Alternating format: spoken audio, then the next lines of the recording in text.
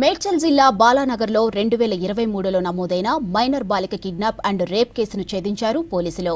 Robinson అనే వ్యక్తి ప్రేమ పేరుతో మైనర్ బాలికను వైజాగ్ తీసుకెళ్లి 2 రోజులు అత్యాచారం చేసినట్టు తెలిపారు Balanagar DCP Suresh Kumar.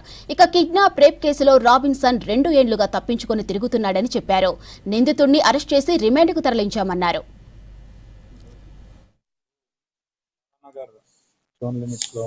Balanagar police station లో ఒక నిందితుడు ఇతను చాలా కాలంగా పోలీసులు కళ్ళు కప్పి తప్పించుకొని తిరుగుతూ ఉన్నాడు. ఆ కేసులో Balanagar inspector and Balanagar ACP గారు ప్రాపర్ గా మానిటర్ చేసి ఈ అక్యూజ్ని, ఇతని పేరు రాబిన్సన్, ఇతని వయసు 25 సంవత్సరాలు. ఇతను చేసిన నేరం ఏంటంటే ఒక మైనర్ అమ్మాయిని మాయమాటలు చెప్పి ఆ అమ్మాయిని కిడ్నాప్ చేసుకొని తీసుకెళ్లి వైజాగ్ లో ఉంచి అక్కడ అమ్మాయిపై అఘాయిత్యానికి పాల్పడ్డాడు, లైంగిక అత్యాచారానికి పాల్పడ్డాడు. తర్వాత ఒరిస్సా కూడా తీసుకెళ్ళినాడు. తర్వాత వాళ్ళ తల్లిదండ్రులు ఇక్కడ మిస్సింగ్ కేసు పెట్టినారు, కిడ్నాప్ కేసు పెట్టినారు అని తెలుసుకొని మళ్ళీ ఆ అమ్మాయిని తీసుకొచ్చి హైదరాబాద్ లో వదిలేసి మళ్ళీ పారిపోయినాడు.